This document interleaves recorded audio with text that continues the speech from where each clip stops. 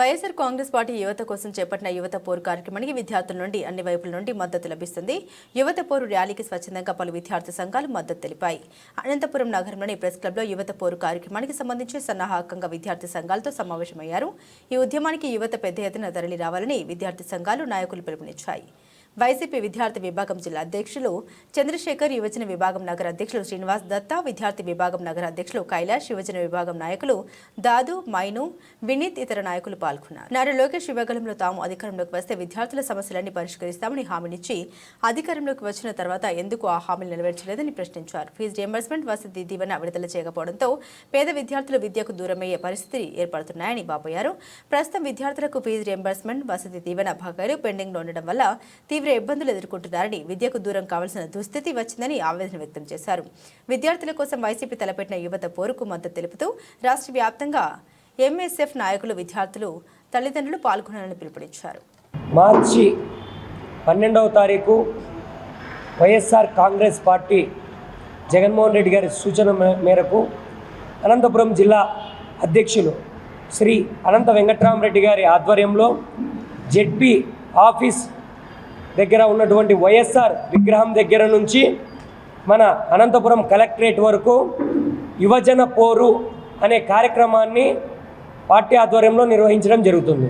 ఈ యువజన పోరు కార్యక్రమం దేనికిరా అంటే మన ఫీజు రియంబర్స్మెంట్ బకాయిలు ఏవైతే ఉన్నాయో విద్యార్థులకు చెల్లించాల్సినటువంటి ఫీజు బకాయిలు 3,200 కోట్లు ప్లస్ ఈ అకాడమిక్ ఇయర్ కలిస్తే మొత్తం 4,000 పైచిలకు కోట్లు గవర్నమెంట్ నుండి చెల్లించాల్సి ఉంది విద్యార్థులకి.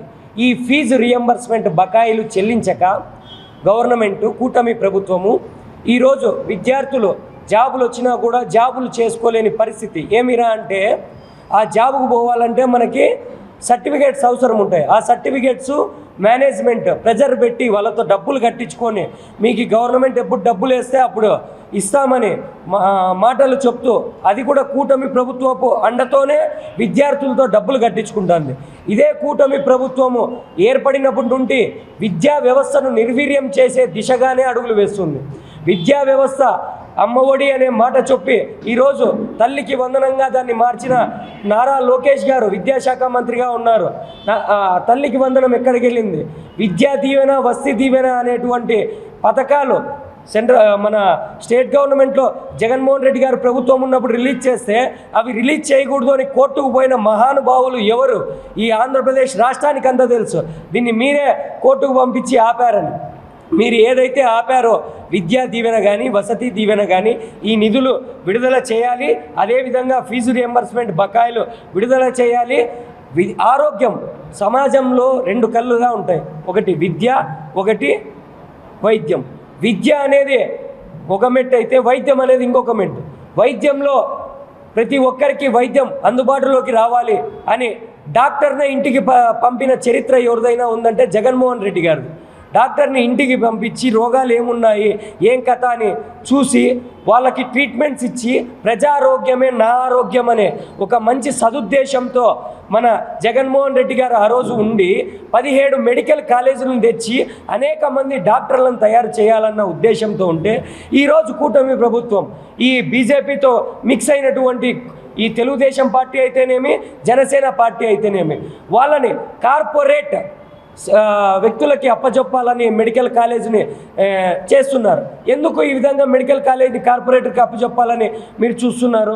ఇది మంచి పద్ధతి కాదు అనే కోణం మీద, నిరుద్యోగుల సమస్యల మీద మేము రేపటి రోజున చేపట్టబో ర్యాలీకి విద్యార్థి లోకం, నిరుద్యోగ లోకం, యువత లోకము మరియు వైద్య విద్యానికి సంబంధించిన విద్యార్థులు, తల్లిదండ్రులు అందరూ హాజరై రేపు చేపట్టబో ర్యాలీని విజయవంతం చేయాలని, ఈ కూటమి ప్రభుత్వానికి చెంప పెట్టుగా రావాలని ప్రశ్నిస్తానన్న పవన్ కళ్యాణ్ నిద్రపోతున్నాడు.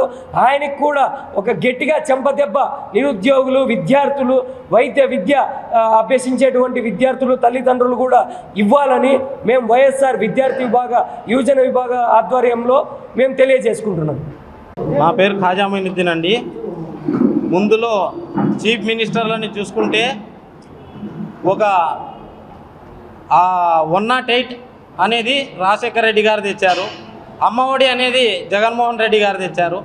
మన చంద్రబాబు నాయుడు గారు ఏం చేశారంటే మోసం అనే మంచి బ్రాండ్ని తెచ్చుకొని వచ్చి ఈ ఆంధ్ర రాష్ట్ర జనాల్ని ఖచ్చితంగా చెవులో పూలు పెట్టే దిశగా ఈ ప్రభుత్వం నడుస్తుంది.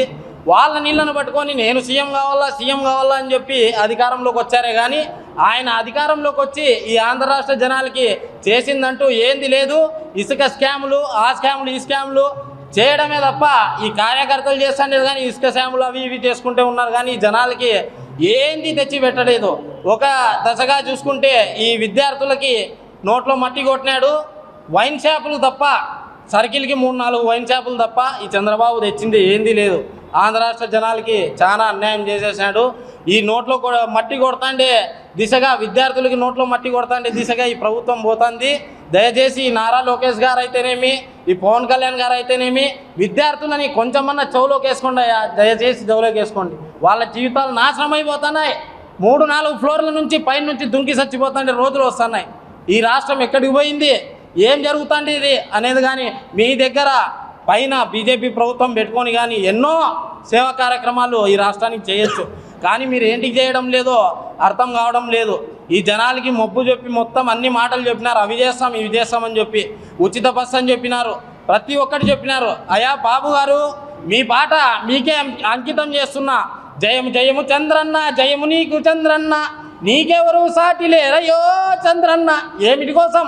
మోసం చేయడం కోసం, ఆంధ్ర రాష్ట్ర జనాల్ని మోసం చేయడం కోసం నీకెవరు సాటి లేరని ఈ సభాపూర్వకంగా మనవి చేసుకుంటూ 12వ తేదీ మార్చి జరిగే ఈ ఫీజు రియంబర్స్మెంట్ కార్యక్రమానికి విద్యార్థులు అయితేనేమి, కార్యకర్తలు అయితేనేమి, వారి యొక్క తల్లిదండ్రులు, యువత అయితేనేమి ప్రతి ఒక్కరూ వచ్చి ఈ కార్యక్రమాన్ని విజయవంతం చేయవలసిందిగా కోరుకుంటున్నాం.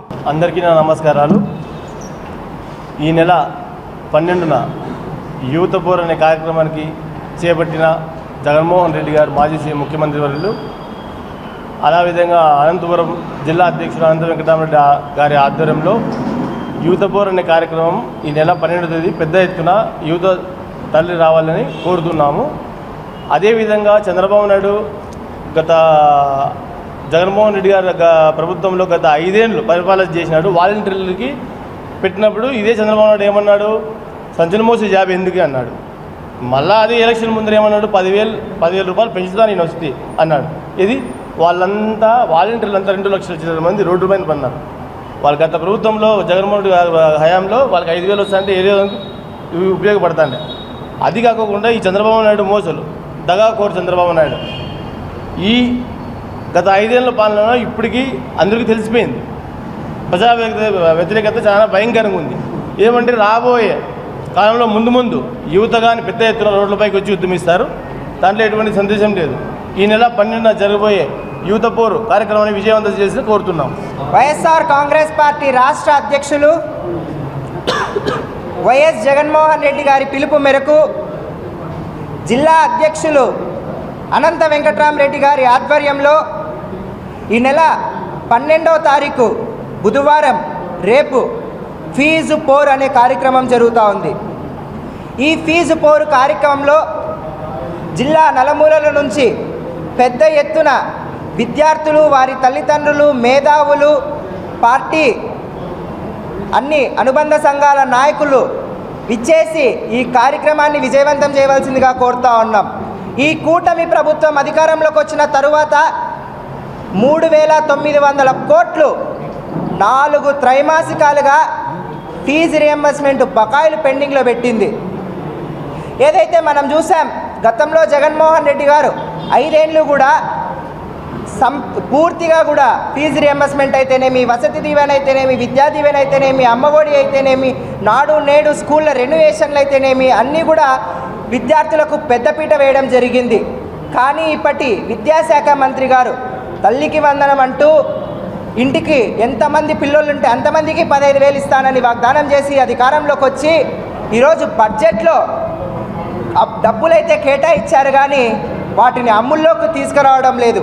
అదేవిధంగా మన ఉప ముఖ్యమంత్రి గారు కూటమి నాయకులు ఏదైనా తప్పు చేస్తే నేను ప్రశ్నిస్తాను అని ఈరోజు అధికారంలోకి వచ్చి మీ అన్నకు ఎమ్మెల్సీ ఇస్తేనే నీ గొంతు మూగబోయిందా అని నేను పవన్ కళ్యాణ్ గారిని అడుగుతా ఉన్నాను.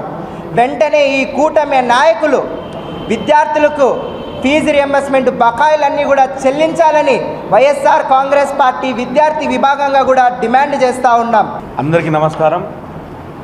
మార్చ్ 12వ తారీఖున జరగబో యువత పోరుకు యువత పెద్ద ఎత్తున వచ్చి అందరూ పాల్గొని విజయవంతం చేయాలని ప్రతి ఒక్కరికి కోరుకుంటున్నాము. అలాగే ప్రభుత్వం వచ్చి ఇప్పటికీ కూటమి ప్రభుత్వం వచ్చి ఇప్పటికీ 8 నెలలు పూర్తి చేసుకొని 9వ నెల నడుస్తుంది. ఏ ప్రభుత్వానికైనా వ్యతిరేకత వచ్చేది 4 సంవత్సరాలు 4.5 సంవత్సరం అవుతుంది. కానీ ఈ కూటమి ప్రభుత్వం మాత్రం 8 నెలలకే వ్యతిరేకత తెచ్చుకొని ప్రభుత్వం సరిగ్గా ఏమీ పథకాలు అందరికీ చేయకోకుండా మా జగన్ సార్ ఏవైతే పథకాలు ఇచ్చినారో మీరు అన్ని పథకాలు అన్నీ నిర్బంధించి ఏ పథకాలు ఇవ్వకోకుండా ఆ రోజు మీరు చేసినటువంటి నారా లోకేష్ గారు యువగలం అని చేసిన పోరు యువతకు పెద్ద ప్రాధాన్యత ఇస్తానని చెప్పి ఈరోజు నిరుద్యోగ భృతి కూడా ఏమీ లేకోకుండా నిరుద్యోగులందరికీ కూడా ఏ ఒక్క జాబ్ క్యాలెండర్ లేదు. ప్రతి సంవత్సరము జనవరిలో జాబ్ క్యాలెండర్ రిలీజ్ చేస్తామని చెప్పినారు. ఇప్పటి వరకు ఏ జాబ్ క్యాలెండర్ ఊసేలేదు. ఈ రాష్ట్రంలో ఎవరికైనా ఉద్యోగం వచ్చింది అంటే అది కేవలం నారా లోకేష్ గారికి మాత్రమే. అది మంత్రి ఉద్యోగము. యువతకు జరుగుతున్నటువంటి అన్యాయానికి యువత పోరు ఈ నెల మార్చి 12వ తారీఖున మా వైఎస్ జగన్మోహన్ రెడ్డి గారి సూచనల మేరకు అనంతపురం మాజీ శాసనసభ్యులు అనంత వెంకటరామరెడ్డి అన్న గారి ఆధ్వర్యంలో పెద్ద ఎత్తున అనంతపురం జిల్లా పరిషత్ కార్యాలయం దగ్గర నుంచి కలెక్టర్ ఆఫీస్ దగ్గర వరకు యువత ర్యాలీగా పోయి కలెక్టర్ గారికి వినతి పత్రం ఇస్తాము. ప్రతి ఒక్కరూ పెద్ద ఎత్తున పాల్గొని అందరూ దీన్ని విజయవంతం చేయాలని కోరుకుంటున్నాం. అందరికీ నమస్కారం. నా పేరు బోయ వినీత్. ఇప్పుడు మార్చి 12న జరిగిపోయే యువతపూర్ ర్యాలీని అందరూ కార్యకర్తలు, లీడర్లు, ప్రతి ఒక్క విద్యార్థి తండ్రులు ప్రతి ఒక్కరూ పెద్ద ఎత్తున పాల్గొని విజయవంతం చేయాలనేసి కోరుకుంటూ, గత ప్రభుత్వం వాలంటీర్కి 2,50,000 మంది వాలంటీర్కి పోస్టులు ఇచ్చి వాళ్ళకి 5,000 రూపాయలు జీతం ఇచ్చి పెడితే ఈ ప్రభుత్వం ప్రచారం 10,000 ఇస్తానని చెప్పేసి ఇప్పటికీ ఆ వాలంటీర్లు ఎక్కడ పోయినారో తెలియదు, ఆ నోటిఫికేషన్ ఎక్కడ పోయిందో కూడా తెలియదు. ఇలాంటి దొంగ ప్రభుత్వాన్ని త్వరగా దించాలనేసి కోరుకుంటున్నాం.